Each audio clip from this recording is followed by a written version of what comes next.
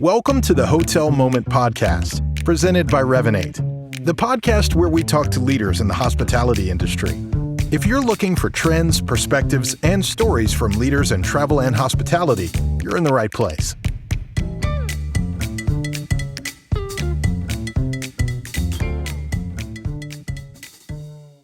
Hello and welcome everyone to the Hotel Moment Podcast. I am your host, Karen Stevens, the Chief Revenue Officer of Revinate. And today I am delighted to be joined by Ross McAlpine, who is Director of CRM for EOS Hospitality. Welcome, Ross. Thanks, Karen. Great to be here. Well, you know what? We are delighted to have you on the show. So EOS Hospitality is one of our favorite customers. They use all of our products and services across their suite of hotels. So I'm really excited to dig into some juicy topics with you today, Ross. Sounds good. Look forward to it. Thanks.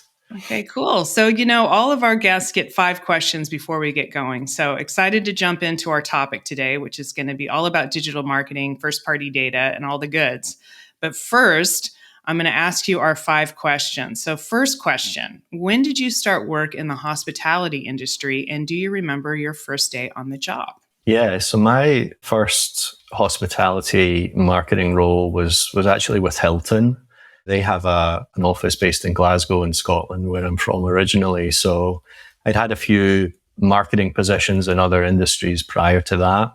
And I took a position with Hilton as a copywriter. So I was working on website content, really Hilton properties across the world. I remember focusing, I think in my first couple of days, on Bora Bora in French Polynesia, the resorts that they have over the water. That's probably what hooked me into hospitality, assuming that all hotels were that nice. So that was my very first position there. I actually left that position, was a temp role and moved into a position through in Edinburgh for a law firm. But, quickly realized that hospitality was, something that I was really passionate about, not just because of the Bora Bora properties. So, not long after that, I moved into hotel management in the UK prior to moving over to the US. So that was my first brush with hospitality. With hospitality. Yeah, it is a fun industry. And I'm sure when you're writing content to write about beautiful properties, nothing wrong with that. Absolutely. Okay, so second question, what was the most uplifting moment so far in your career? Yeah, so I was fortunate to work in hospitality in the UK around the time of the London Olympics, around 2012. So that was just, an incredible time for the City of London and for the UK generally to be involved in hotels and hospitality. And there was just such a focus in the management company I worked for on everything that was going on in London. And I had the benefit of traveling down there. And my wife and I watched a few of the Olympic events that were happening around the city. And it was just such a great time to be involved in hotels and hospitality. That was, one of the things that really stands out for my time in the UK was that period of sort of a month or 6 weeks of the London Olympics. It was a great time to be involved. Absolutely. And shout out to London. I actually lived in London for 3.5 years. Yes, I left in 2011. So unfortunately, right before the Olympics. There you go. Yeah.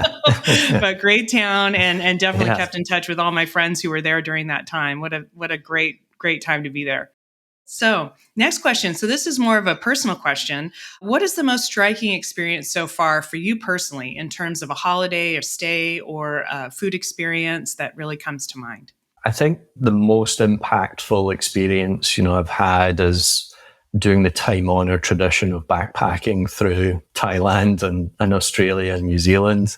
I don't know, you living in London, you might have experienced that, everyone from the UK goes to Australia and New Zealand, and everyone from Australia and New Zealand comes in the opposite direction to work in hotels and restaurants in London and the like. So that experience that I had over about a year traveling through Thailand, Malaysia, Singapore, Australia, and New Zealand was just an incredible experience. It just gave me so much in terms of experiencing other cultures and travel, because up until that point I'd lived all of my life in Scotland, between Glasgow and Edinburgh. So that period of time, I think, impacted me in such a huge way in terms of understanding how hospitality worked, really getting a bug for travel and seeing, so much more of culture and life outside of Scotland is something I'll always remember and cherish.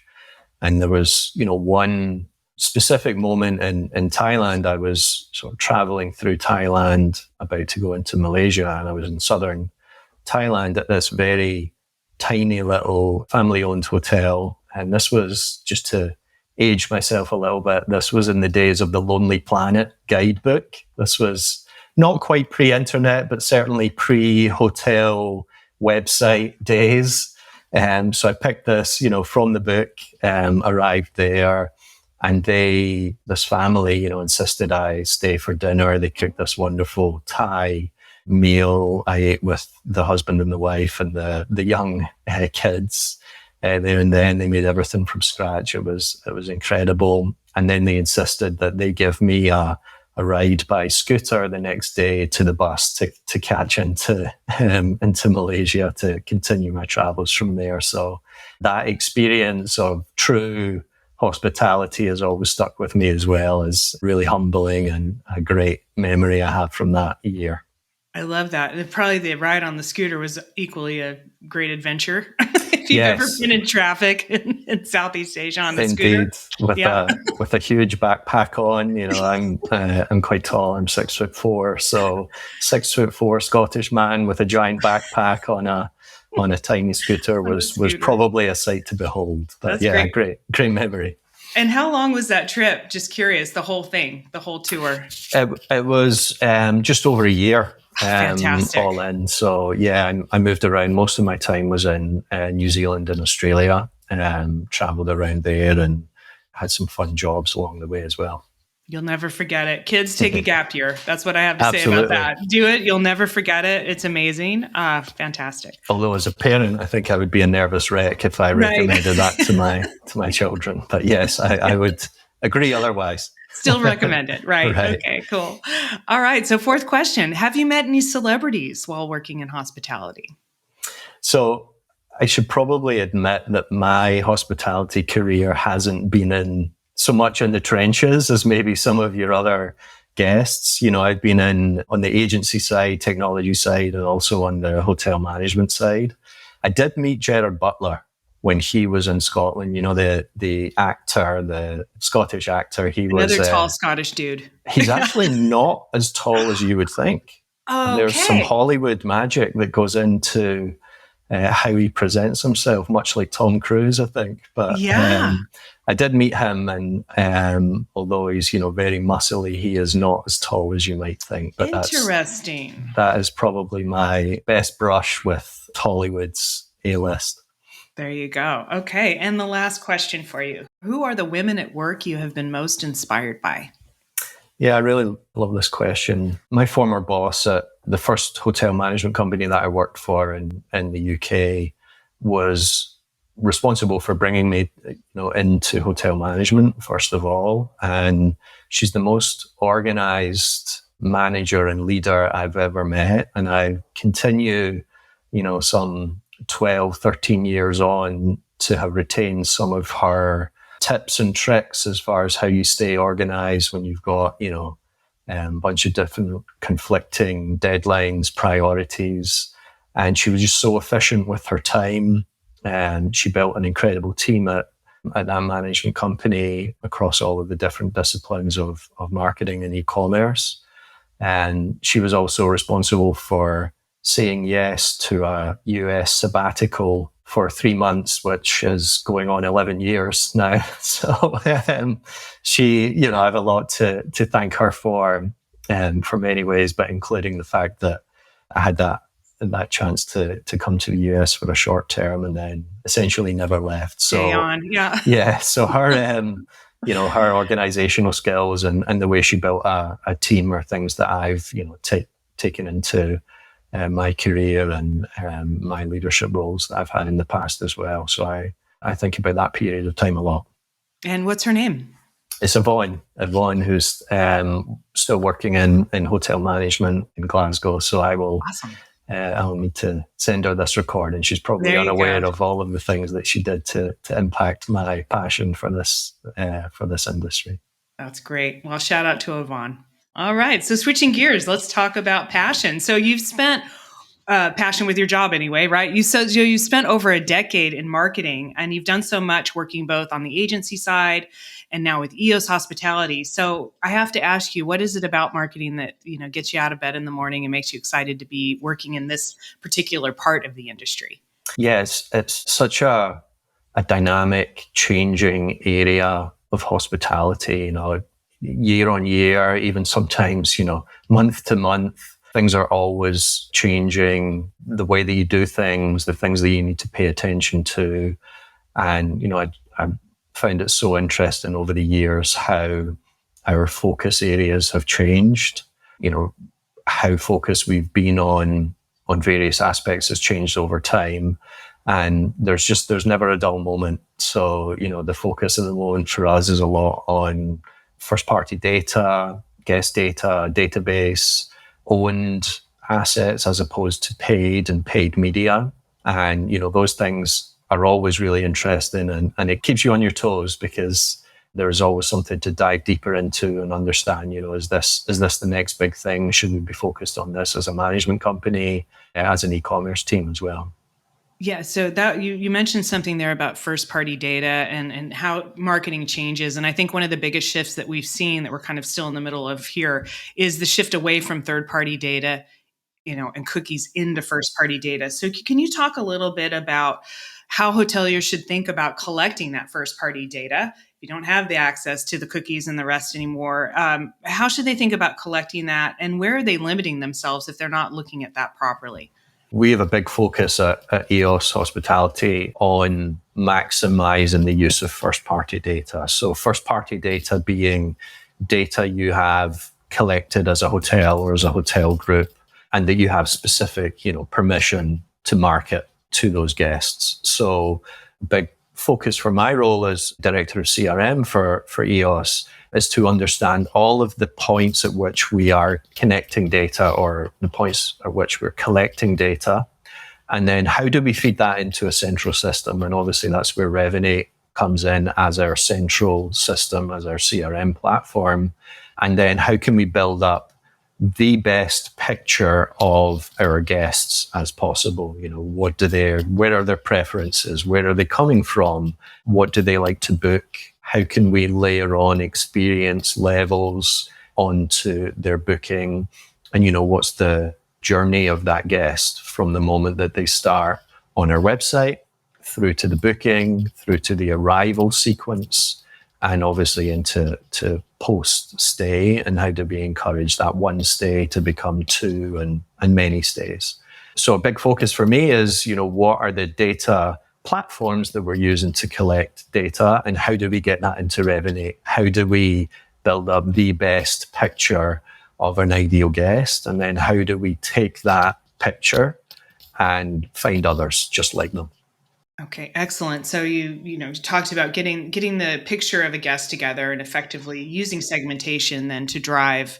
I think that's kind of the bottom line, right? The more you know about a guest, the more that you can really drive that direct booking. And I think post-COVID, what we're seeing more and more of is OTAs are starting to make that resurgence back into the market. So can you talk a little bit about, I'm sure most of our listeners are aware of why direct booking is a good idea, but how you approach that at EOS using that first-party data to make sure that the booking comes through to you in the first instance? Yeah, it's, I think, a battle that's familiar to probably most of your listeners, right? Is how do we take ownership of that guest when it comes from an OTA booking? And we're doing a number of I think, interesting tests to see how we can pair up data that we capture outside of the OTA booking with data that we've collected from the booking itself. So to give you an idea, we're testing some technology where Wi-Fi logins might be connected into Revinate and be paired up with the same guest profile that may be booked through Expedia or Booking.com. And that might give us a really good way of bridging that gap to a direct email address and therefore a direct relationship going forward. So we're testing things like that. We're also testing, at what point should our email correspondence be sent in order to try and encourage a direct dialogue with the hotel as well.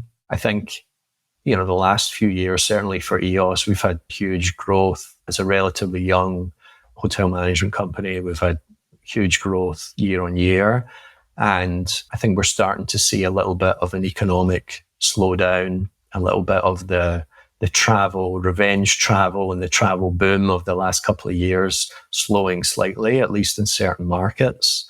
And, we're really turning our attention from an e-commerce and a marketing perspective to how do we maximize the database and the guest relationships that we've already built rather than, expensive acquisition being either through, paid search and media or through OTA bookings, which is obviously, far more expensive than our web direct channels.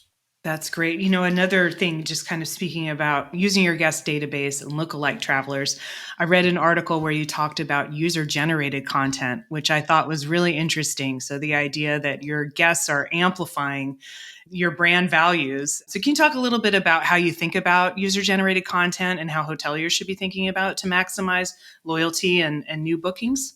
Yeah, so we're lucky at EOS, first of all, that we have some incredible assets, some incredible hotels that are Instagram worthy, that people want to take, that great Instagram shot. Maybe it's a sunset in one of our beautiful resorts in Key West, or, a great shot from our historic hotel in Washington, DC, which was our first hotel called the Hamilton.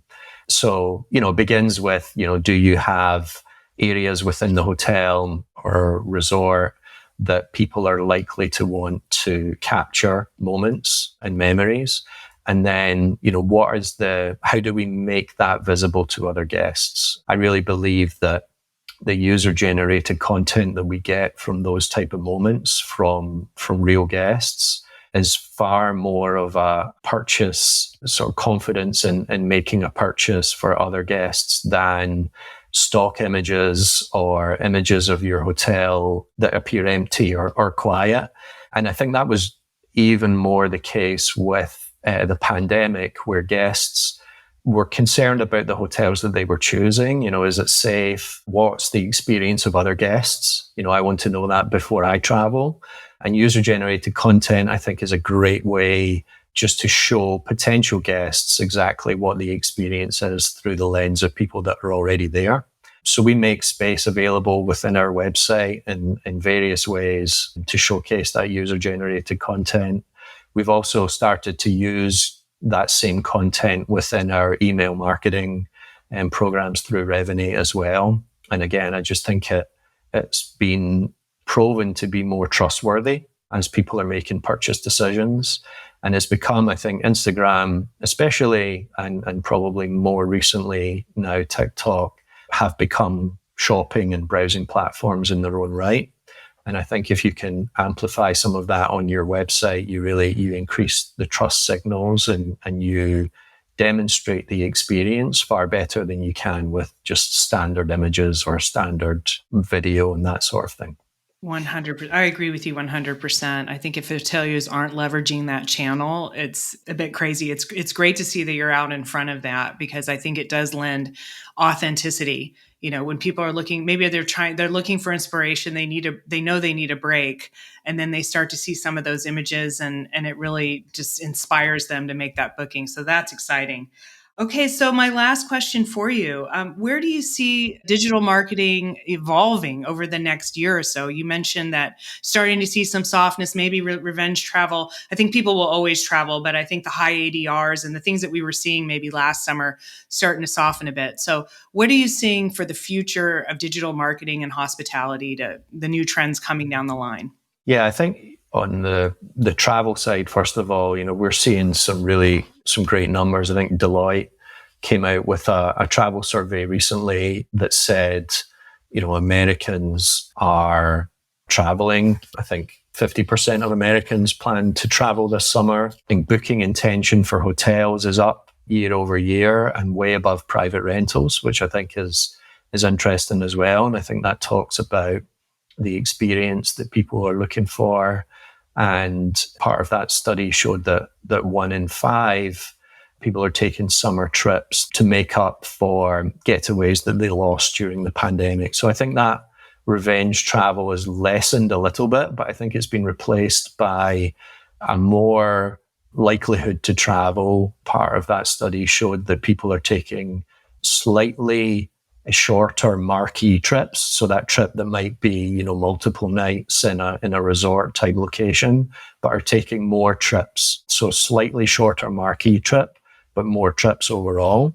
That's good for our properties in those destination markets. And I think, overall there is a realization post-pandemic that people don't want to wait for the bucket list. They want to do those bucket list experiences now and not wait for retirement or wait for a moment in the future. I think part of what interests me so much about hospitality is how much of a indicator of the economy it can be. And I think it's so interesting to think about the impact on housing prices and mortgage rates. There's data to show that people are now traveling more because they're valuing experiences and travel over maybe saving or purchasing homes. And that's, again, a good thing for hospitality and travel in the US.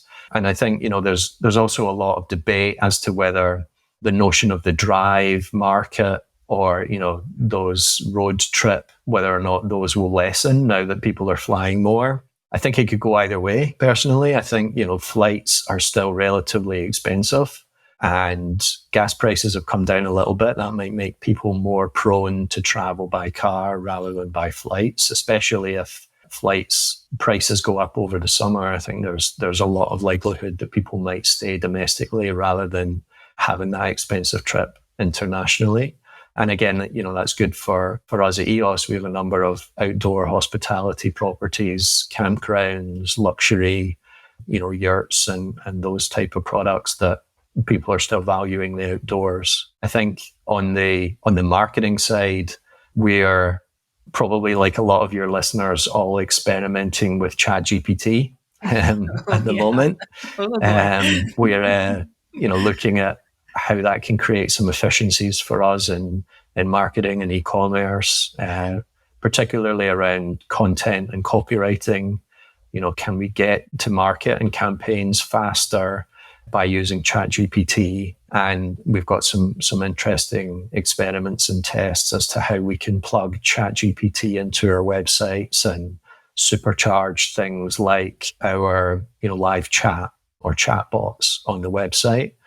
And I'm really excited about those aspects that might become, right now for us, they're testing and they're novel and interesting. But I think, in the next year or so, we'll start to really embed AI or tools like ChatGPT will become more of our regular tool set as opposed to novelty and, things that we're just experimenting with. Wow. So we'll leave it there and maybe make an agreement to have you back on the podcast in a year, because I would love to hear the results of the ChatGPT. That is exciting. Okay, great. Well, my guest has been Ross McAlpine, who is the Director of CRM at EOS. And Ross, if people want to find out more about your hotel portfolio and all your beautiful properties and yurts and the whole 9 yards, where do they go? Yeah, thanks, Karen. Our website's EOS Hospitality, and that's eoshospitality.com.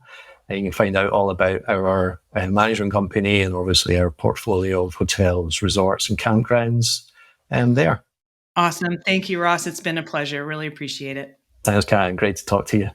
Thank you for listening to the Hotel Moment podcast. Make sure to subscribe wherever you listen to podcasts.